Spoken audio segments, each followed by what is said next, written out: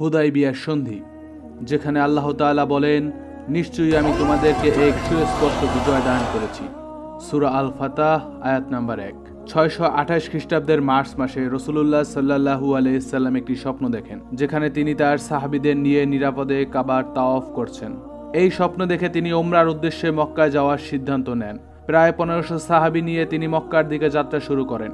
এ খবর পেয়ে মক্কার কুরাইশরা মনে করল মুসলমানরা হয়তো তাদের উপর আক্রমণ করতে এসেছে।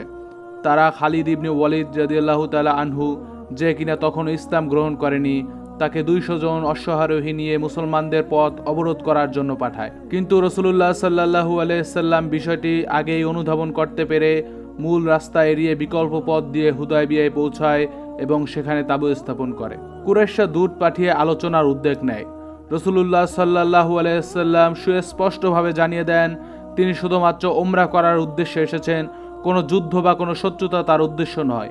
এক পর্যায়ে রাসূলুল্লাহ সাল্লাল্লাহু আলাইহি সাল্লাম কুরাইশদের সাথে আলোচনার জন্য হযরত ওমর রাদিয়াল্লাহু তাআলা আনহুকে মক্কায় পাঠাতে চায়। কিন্তু হযরত ওমর রাদিয়াল্লাহু তাআলা আনহু বললেন, মক্কায় আমার গোত্রের তেমন প্রভাবশালী কেউ নেই যে আমার পক্ষের শক্তি হিসাবে দাঁড়াবে।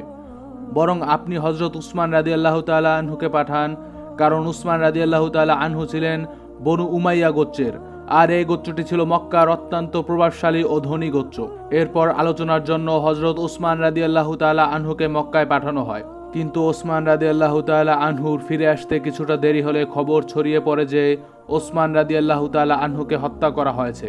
এই খবর শুনে সাহাবীরা প্রচণ্ড ক্ষুব্ধ হন।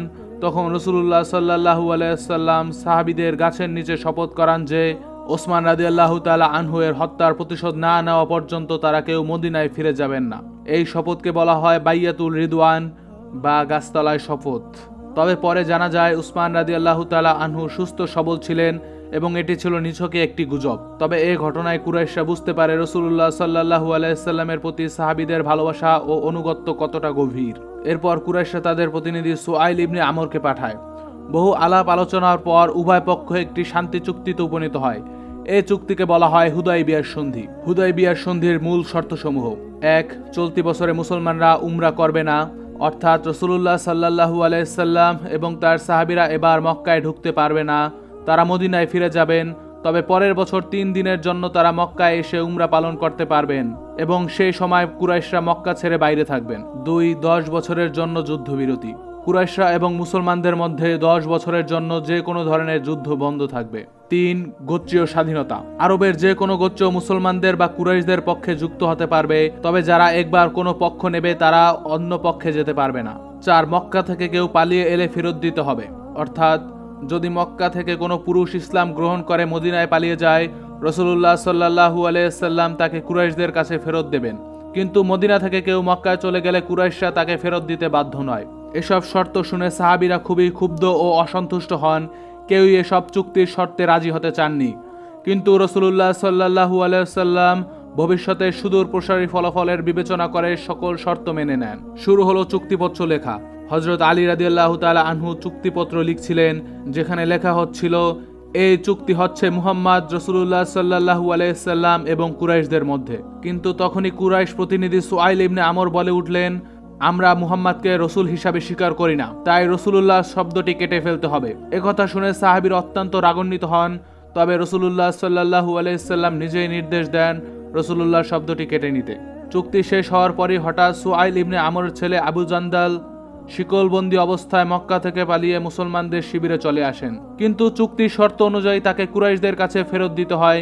এটি ছিল সাহাবীদের কাছে অত্যন্ত কষ্টদায়ক ও হৃদয় বিদারক একটি ঘটনা। মদিনায় ফেরার যাত্রা। চুক্তি শেষ। রাসূলুল্লাহ সাল্লাল্লাহু আলাইহি সাল্লাম সাহাবীদের নির্দেশ দিলেন উমরার জন্য আনা পশু জবাই করে মদিনায় ফেরত যেতে। প্রথমে কেউই এগিয়ে না এলেও রাসূলুল্লাহ সাল্লাল্লাহু আলাইহি সাল্লাম নিজেই পশু জবাই শুরু করেন। তখন সাহাবীরা তার অনুসরণ করেন। এরপর সবাই মদিনার উদ্দেশ্যে যাত্রা শুরু করেন। তখনই হুদায়বিয়ার সন্ধির প্রেক্ষাপটে আল্লাহ তাআলা নাজিল করেন সূরা আল ফাতাহ, যেখানে তিনি বলেন, নিশ্চয়ই আমি তোমাদেরকে এক সুস্পষ্ট বিজয় দান করেছি। সূরা আল ফাতাহ আয়াত নাম্বার 1। এই আয়াত নাজিল হওয়ার পর সাহাবীরা অত্যন্ত আনন্দিত হন। নারীদের ক্ষেত্রে আলাদা বিধান। হুদায়বিয়ার সন্ধি স্থাপিত হলো। কিছুদিন পর মক্কা থেকে কেউ ইসলাম গ্রহণ করে মদিনায় ফিরে আসলে তাকে ফেরত দেওয়া হতো চুক্তির শর্ত অনুযায়ী। কিন্তু হঠাৎ কিছুদিন পর মক্কা থেকে এক নারী ইসলাম গ্রহণ করে মদিনায় চলে আসেন। তখন তাকে মদিনায় রেখে দেওয়া হয়, ফেরত পাঠানো হয়নি মক্কার কুরাইশদের কাছে। কারণ চুক্তিতে স্পষ্টভাবে উল্লেখ ছিল, যদি কোনো পুরুষ মক্কা থেকে মদিনায় পালিয়ে আসে তাকে ফেরত দিতে হবে। কিন্তু নারীদের সম্পর্কে কোনো কিছু উল্লেখ ছিল না, ফলে কোনো নারী মক্কা থেকে মদিনায় এলে তাকে ফেরত দেওয়া হতো না। আবু বাসিরের ঘটনা। কিছুদিন পর আবু বাসির নামের এক ব্যক্তি ইসলাম গ্রহণ করে মক্কা থেকে মদিনায় চলে আসেন, কিন্তু চুক্তির শর্ত অনুযায়ী তাকে মক্কায় ফেরত পাঠানো হয়। কিন্তু তিনি মক্কায় না ফিরে মক্কা ও মদিনার মাঝামাঝি এক স্থানে বসবাস শুরু করেন। এরপরে আরও অনেক মুসলমান মক্কা থেকে মদিনায় চলে আসতেন, কিন্তু তাদেরকে ফিরিয়ে দেওয়া হলে তারা মক্কায় না গিয়ে আবু বাসিরের সাথে যুক্ত হতে শুরু করেন। এই দলটি ক্রমশই শক্তিশালী হয়ে ওঠে এবং কিছুদিন পর মক্কায় বাণিজ্যিক কাফেলার উপর আক্রমণ শুরু করে। এতে মক্কার কুরাইশরা ক্রমশ দুর্বল হয়ে পড়ে এবং এর ফলে কুরাইশদের বাণিজ্যিকভাবে ব্যাপক ক্ষয়ক্ষতির সম্মুখীন হতে হয়। এক পর্যায়ে কুরাইশরা নিজেরাই রাসূলুল্লাহ সাল্লাল্লাহু আলাইহি সাল্লামের কাছে এসে অনুরোধ করে চুক্তির সেই শর্তটি, মক্কা থেকে কেউ এসে ইসলাম গ্রহণ করলে তাকে ফেরত দিতে হবে, এটি বাতিল করে দিতে। তখন রাসূলুল্লাহ সাল্লাল্লাহু আলাইহি সাল্লাম সেই শর্তটি বাতিল করে দেন। হুদায়বিয়ার সন্ধির তাৎপর্য। প্রথম দেখায় মুসলমানদের কাছে চুক্তিটি অসন্তোষজনক মনে হলেও এটি ছিল ইসলামের জন্য অত্যন্ত গুরুত্বপূর্ণ এক কূটনৈতিক সাফল্য। এটির মাধ্যমে মুসলমানদের রাজনৈতিক পরিচিতি এবং স্বাধীন সত্তা প্রতিষ্ঠিত হয়। শান্তির পরিবেশে ইসলাম আরও দ্রুত ছড়িয়ে পড়ে। হুদায়বিয়ার 2 বছরের মধ্যেই মক্কার বিজয় ঘটে। সুতরাং হুদায়বিয়ার সন্ধি ছিল ইসলামের ইতিহাসে এক মহান মাইলফলক, যা মুসলিমদের বিজয়ের দরজা উন্মুক্ত করে দেয় এবং মুসলিমরা পায় নতুন একটি ভ্রাতৃত্ব প্রতিম গোত্র। এমন ঐতিহাসিক সত্য ও ইসলামিক বীরদের গল্প জানতে চ্যানেলটি সাবস্ক্রাইব করুন। ভিডিও ভালো লাগে একটি লাইক দিন ও আপনার মতামত বা প্রশ্ন থাকলে জানাতে ভুলবেন না। ইসলামিক ইতিহাসকে ছড়িয়ে দিন, সত্যকে পৌঁছে দিন।